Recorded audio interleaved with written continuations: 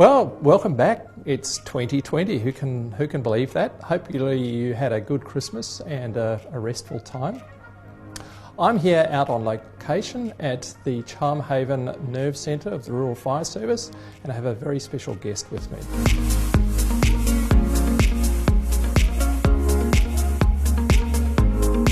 So my very special guest is Superintendent Viki Campbell, and welcome Viki, and thank you for having us in your place. So tell us a little bit about this place and what you've been going through in the last several months. It's been pretty horrendous, hasn't it? Yeah, certainly, Gary. Look, from the Rural Fire Service perspective, we've been going since about mid-August supporting bushfire efforts. Obviously, our crews have been in northern New South Wales and helping the efforts up there, and as the bushfires have come down the coast, and obviously there was potential on the Central Coast from about mid-November, where we're watching the Gospers Mountain fire and its potential to impact the coast. So we then became operational within Central Coast with bushfires around late November with the 3 Mile fire, which was one of the lightning strikes just ahead of the Gospers fire that then made a run eastwards towards the community of Mangrove Mountain and Colnura, and indeed eventually down into Spencer and Gunderman. So the crews have been working pretty busy for the last couple of months. Obviously 3 Mile consumed us for about a month of crews rotating day and night through that fire ground. We have had a little respite since then, where crews have then gone and helped out in neighbouring districts like Lower Hunter and the Blue Mountains and the Hawkesbury, and then of course on New Year's Eve we had the 2 fires locally, being the Charmhaven fire and also the fire up at Wangi, both kick off. So Charmhaven kicked off during the day and made a run obviously to the southwest with the nor'easter winds in the afternoon, and impacted on communities just outside here at the Fire Control Centre and the Charmhaven area.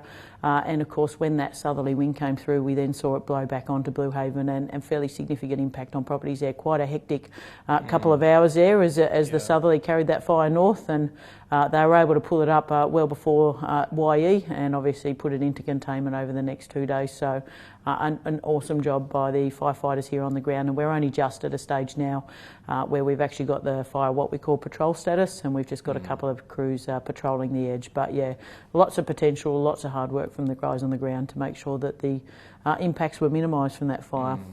We did lose one house tragically from that fire, and 4 got damaged, and we lost about 9 outbuildings, but statistics show there was 287 houses that were directly impacted by that fire that was saved. So that's a huge amount of work done by the team.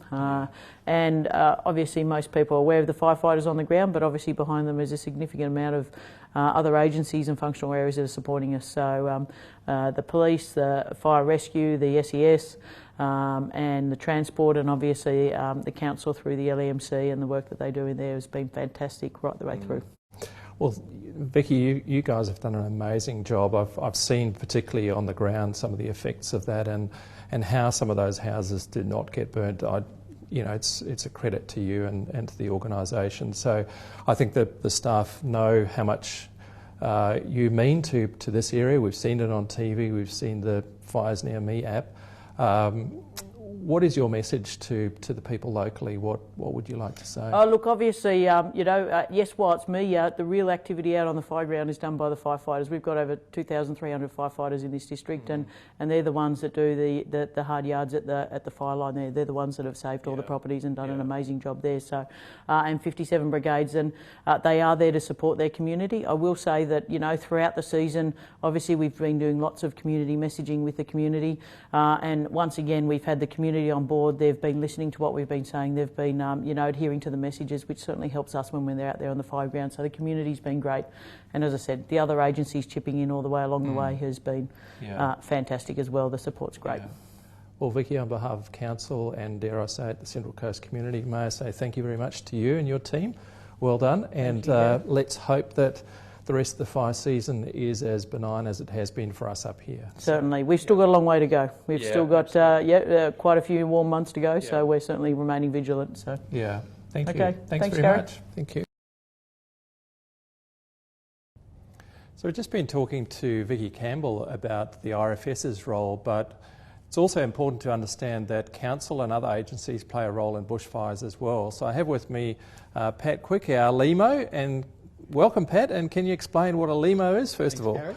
Well, LEMO is a Local Emergency Management Officer, And under relevant legislation, council has a key role in supporting other agencies during significant emergency events. So whether it's fire or flood, SCS obviously, and RFS are two key players, but also other areas as well, like pandemic and health issues and things like that. So the LEMO is the executive support to that operation. And here in this centre here, this is the Emergency Operations Centre, and this is actually maintained by council. So we've equipped it with all the essential technology we need to support the RFS next door with their operation, as we have for the last probably 6 weeks or so with some of their operations on and off. And our function, along with a lot of other agencies such as police, fire, ambulance, SCS, RFS, VRA, and you name it, as well as other non-government organisations as well, NGOs. So we have FACS or welfare services, and you have health, and you have energy and utilities and people like that. And we all come together in this room, and we have what we call a liaison officer, or an LO, and we have one of those for each of the different agencies, who then represents their agency and is the conduit to the RFS through this room. So if the RFS need road closures, council can help with that, as well as police and their highway patrols.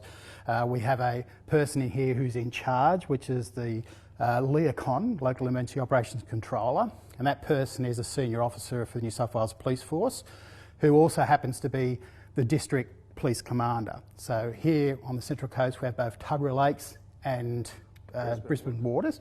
Yeah, so with those two areas, they share that responsibility. So we act, council that is, as support to that. And we bring administration staff in from council who work a lot of the technology in the background. We could be assisting with logistics. For instance, recently we were organising coaches to transfer crews with the RFS down to Mount Victoria and then bring back other crews that are tired and take them back to their stations and back home. As well as it could be like water and food supplies. It could be helping functional areas such as FACS that I mentioned, or Department of Justice and Communities they are now. And they run the evacuation centres, such as in this instance we had the evacuation centre at the Dawson RSL Club, and we had people show up there that needed assistance. So that's some of the functions that go on in this room. Yeah, wow, that's amazing. So over the last period, what has been some of the, I suppose, hairiest moments that you've experienced in here? Well, I suppose in here we've been following the Gospers mountain fire for probably 2 months nearly, and we've been in and out of here under certain conditions when they've declared total fire ban days or the state of emergency was declared. We've had to come in and be on standby ready just in case something flares up. In a few of those times there, we were worried about losing a lot of properties in certain areas of Mangrove Mountain and down around Spencer area. And we know from history that when it takes off that way and if it gets pushed to the east, that it can actually have some pretty drastic effects on the rest of the Central Coast. More recently, the rest of our team from the Emergency Management section within Council were working in here on New Year's Eve when we had the Charmhaven fire kick off in the afternoon, and it went south and then it went east, and then we had a southerly come through and it pushed it north, and it was threatening lots of houses and ember attacks. And that crew worked right through to early hours of New Year's Day, and again on New Year's Day it came back in again and set up, and we're continuing to support that operation, especially with people self-evacuating and having to go to the RSL, to the Dawson RSL Club.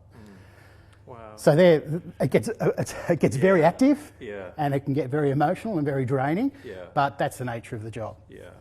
And I think, you know, as you said, there's not just yourselves and the other agencies, but within council you've got people who are GIS specialists, there's admin support, there's communications people, there's, you know, logistics, all of these people helping and working hard when the rest of us were enjoying our holiday break. That's right. And then we have crews that actually are out looking after things to do with down trees and other things, and the road crews with road closures and open areas that are damaged through the fires. So there's a whole mass amount of different units or sections within council that have a key role, that it's really just a change of context to business as usual to an emergency situation.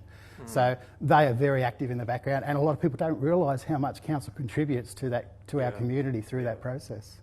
Well, thank you, Pat, for that insight. It's been really valuable, and hopefully people get a better understanding of of what council's role is within a situation like this. And I want to thank you and the rest of the team for the wonderful work that you've done and will continue to do as we get through this fire season. So thank you very much. Thanks, Pat, on behalf of everyone else. Cheers. All right, and don't forget, whatever you do, stay vigilant, watch out for those fires and be safe, mate.